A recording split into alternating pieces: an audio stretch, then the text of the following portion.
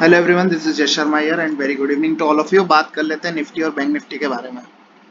पूरा दिन क्या मार्केट में बिहेवियर रहा है, कल क्या gap up gap down, market कैसा क्या बिहेवियर कर सकता है, किस तरह से प्राइस एक्शन बने हैं, मार्केट में कंसोलिडेशन हुआ है या ब्रेकडाउन्स के लेवल्स बने हैं, या ये मार्केट 18,300 के आसपास जा सकती है। तो सबसे पहले हमें चलना होगा वन डे के टाइम फ्रेम पे। जैसा कि पिछले टाइम में यहाँ पे ब्रेकडाउन आए थे, ठीक है, एक बॉक्स का कंसोलिडेशन किया था। ये देखो, ये वाला जब पहली बार टॉप लगा था तो हमने इस बॉक्स में आए थे, ठीक है। उस बॉक्स में आने के बाद हमने 4-5 दिन इसमें कंसोलिडेशन किया, फिर हम एक बड़े गैप डाउन से नीचे ओपन हुए।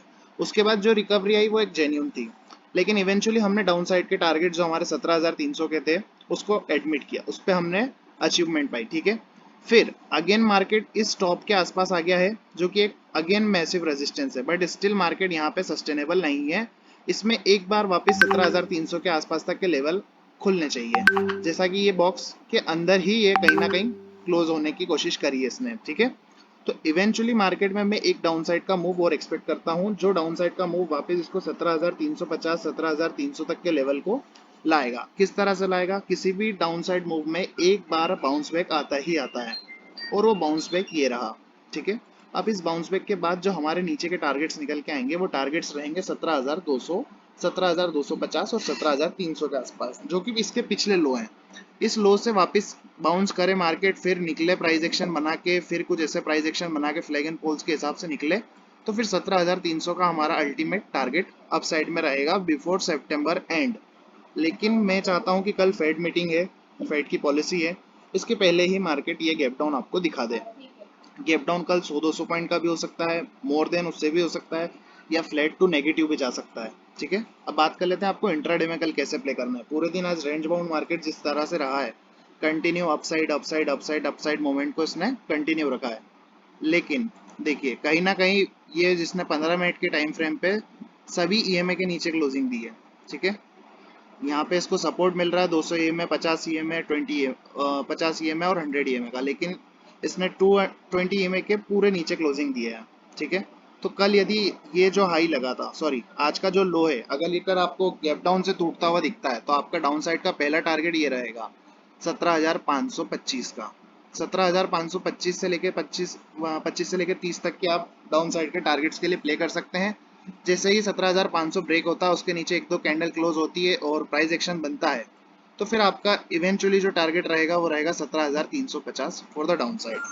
तो निफ्टी में आप डाउन साइड के लिए प्ले कर सकते हैं यदि आज का डे लो ब्रेक होता है कल, या अगर हम गैप डाउन से ओपन होते हैं और गैप डाउन से ओपन होने के बाद किसी भी प्राइस एक्शन के साथ हम नीचे जाते हैं, तो ठीक है।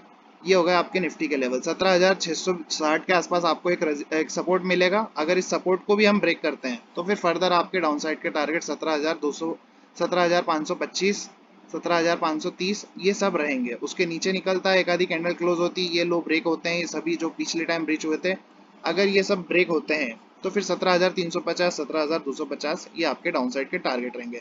अपसाइड मूवमेंट को मैं तब तक चेज नहीं करूंगा जब तक मेरे को ये 17,925 के ऊपर या 960 के ऊपर कोई क्लोजिंग ना दे दे।